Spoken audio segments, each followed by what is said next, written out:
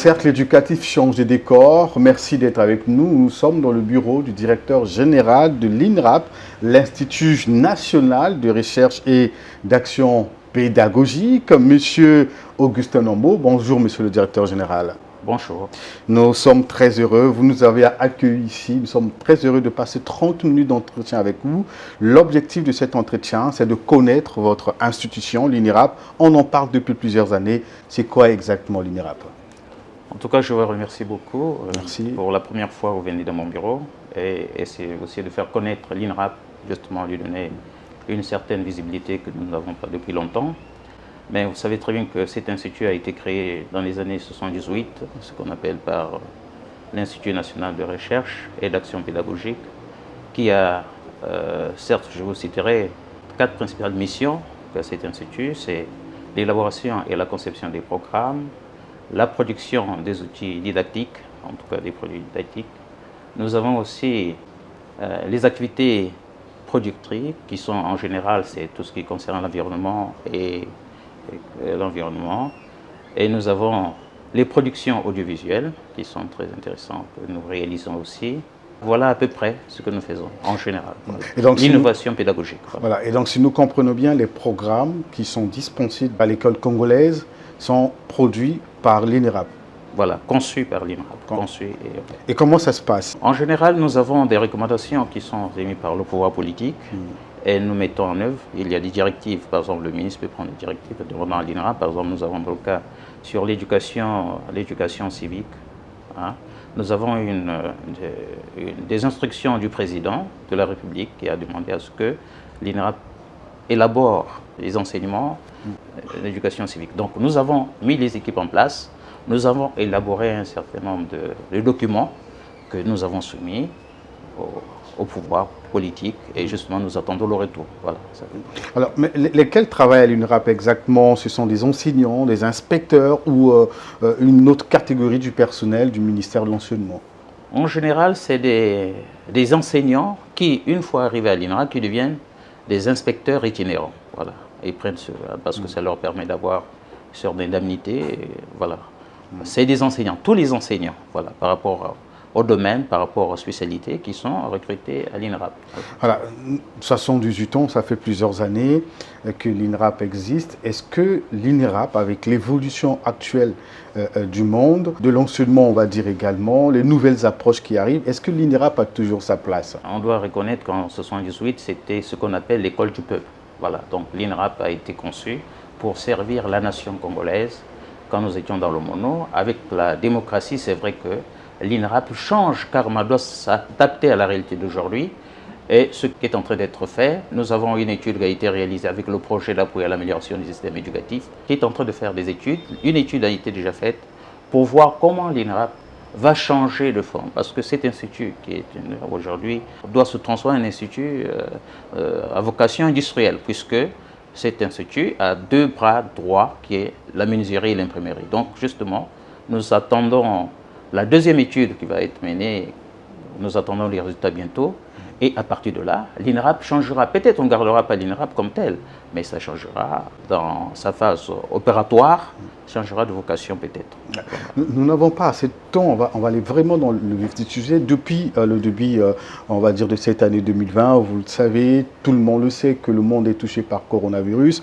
Votre ministère, donc le MEPSA, avait mis en place des nouvelles approches pédagogiques tenant compte de ce contexte sanitaire, l'école à domicile. Alors, quelle est la place même de l'INRAP dans cette procédure, encore dans ce processus des nouvelles approches pédagogiques? Quel est le travail de l'INRAP? Que peut-on attendre de l'INRAP? Vous savez très bien que pendant le confinement, le ministère ou le gouvernement avait décidé de confier à l'INRAP la production des fascicules, ce qui a été fait. Et l'INRAP a continué encore à travailler pour essayer de voir l'approche pédagogique que nous pouvons apporter, dont vous avez entendu parler, que nous avons proposé qu'il y ait 2 vagues dans une classe, où on devait réduire les salles de classe à 50, mais il fallait aussi regarder quels sont les horaires et les cours qui pourront aller avec. Nous avons fait un certain nombre de propositions qui ont été mises à la disposition du ministre. Je crois que le ministre est en train de travailler dans ce sens. Je pense que certaines idées sont déjà en train d'être mises sur le terrain. Et voilà, l'INRAP a travaillé dans ce sens-là. La répartition comme telle, nous avons un document déjà qui est élaboré, que nous voulons que ça soit publié, que ça puisse être mis sur le terrain. Voilà. Il y a le défi de la numérisation. Le ministère a lancé une chaîne de télévision pour faire face à ce défi du digital aujourd'hui, l'école à domicile, l'école numérique. Alors, est-ce que l'UNIRAP est prêt pour ça? Je peux vous rappeler que l'INRAP, depuis longtemps, depuis les années 78, l'INRAP a une radio. Donc nous avons des fonctionnaires qui sont chargés uniquement pour les productions audiovisuelles, des cours. Je crois que dans ce sens, je crois que c'est une vision aussi que nous saluons pour le gouvernement à travers le ministre, c'est que l'INRAP pourra mettre à la disposition de ces télévisions le support que nous avons déjà. Et donc dans ce sens-là, l'INRAP pourra participer d'une manière ou d'une autre, de collaborer, d'apporter un peu d'aide auprès de cette télévision d'aujourd'hui. Ouais. Monsieur le directeur général, depuis quelque temps, l'INRAP, vous l'avez dit, produit des supports pédagogiques. Nous avons aujourd'hui sur le marché 2 horizons d'Afrique. Horizon d'Afrique, nouveau horizon d'Afrique. Il y a une sorte d'amalgame, de confusion. On ne sait pas exactement quel est le livre-programme actuellement. Dans les années 90-91, une décision a été prise pour que nous mettons, en adoptant l'approche par objectif, et il y a eu un certain nombre d'outils didactiques qui ont été adoptés, parmi lesquels il y a eu les horizons d'Afrique. Pendant ces 20 ans, il y a eu une évaluation qui a été faite où on s'est rendu compte qu'il y avait un problème, puisqu'il n'y avait que 2 couleurs, noir et blanc, rien que dans ce manuel, et qu'il y avait quelques erreurs qui étaient aussi grammaticales, qui étaient déjà repérées, et il fallait aussi, il y avait un manquement, par exemple la protection de l'environnement, les questions de genre n'ont pas été prises dans cet ancien horizon. C'est pourquoi il a été demandé à l'INRAP, puisque c'est l'INRAP qui l'avait conçu, d'aller vers la réécriture des nouveaux horizons. Donc dans ces nouveaux horizons, on a apporté de la couleur. On est passé de 2 couleurs à 4 couleurs. On est passé des questions qui n'étaient peut-être pas prises en compte. Par exemple, j'étais en train de parler de la question des genres et les questions de genre et la protection de l'environnement, qui a été pris aussi en compte dans cette... Nous avons pris aussi en compte tout ce qui se fait aujourd'hui, par exemple l'Internet, les ordinateurs n'ont pas été dans l'ancien horizon. Mais aujourd'hui, si vous regardez le nouveau horizon, c'est adapté à la réalité d'aujourd'hui. Voilà. Ça veut dire que les anciens ne sont plus utilisables? En tout cas, progressivement, de toute façon, on ne les produit plus. Donc, progressivement, ces anciens horizons vont disparaître. Donc, les écoles sont obligées, maintenant, aujourd'hui, d'utiliser les nouveaux horizons. Merci pour l'information. Seulement, les nouveaux horizons d'Afrique se font rares, ces ouvrages se font rares. Les parents ont de la peine sur le marché. Ça coûte déjà très cher, 3 500 jusqu'à 5 000, voire même 6 000. Et pourquoi ces livres sont très rares alors qu'ils sont fabriqués à l'INRAP sur place à Brazzaville? J'en profite pour vous expliquer le processus de rédaction et d'édition de ces horizons. Nous savons très bien que depuis longtemps, l'INRAP n'a pas les capacités techniques, en tout cas en ce qui concerne l'impression et l'infographie. Vous savez que c'est des métiers quand même aujourd'hui numérisés, entre parenthèses, et que l'INRAP n'a pas des fonctionnaires qui ont ces capacités. Donc c'est pourquoi nous sommes obligés de travailler en collaboration avec un éditeur. Deuxième chose, c'est que l'Institut n'est pas un institut commercial.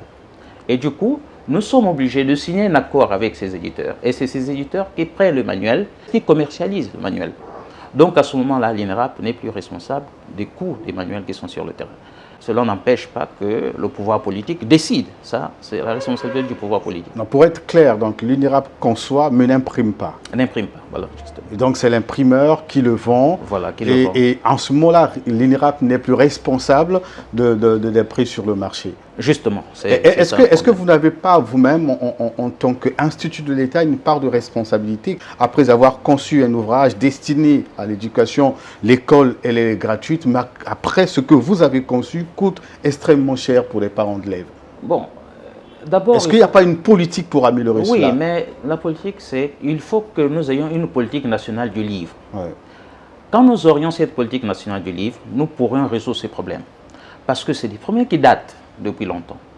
Alors, il faut que nous adoptons cette politique du livre pour mettre tous les acteurs du Congo en place pour que, à ce moment-là, si l'INRAP conçoit, peut avoir un répondant de côté, par exemple une maison d'édition locale, qui peut prendre en charge ce produit et justement, l'imprime et distribue.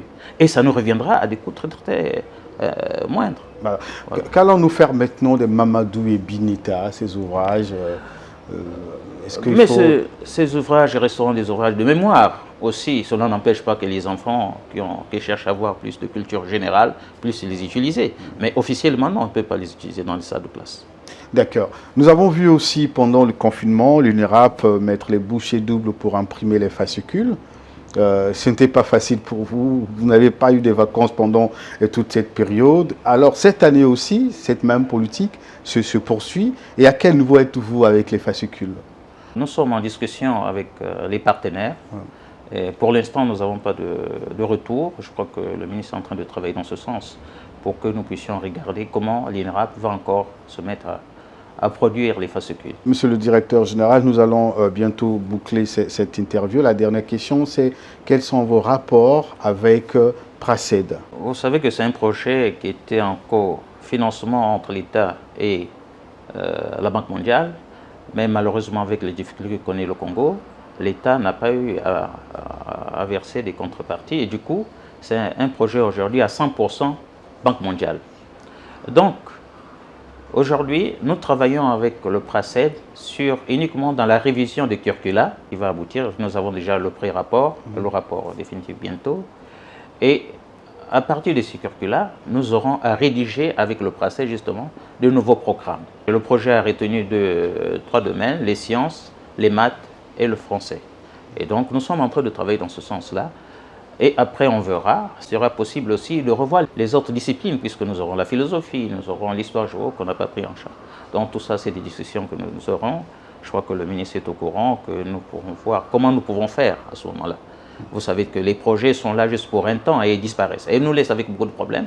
Donc dans ce cas, nous prendrons en charge ce qui reste des autres domaines pour essayer de voir comment nous pouvons.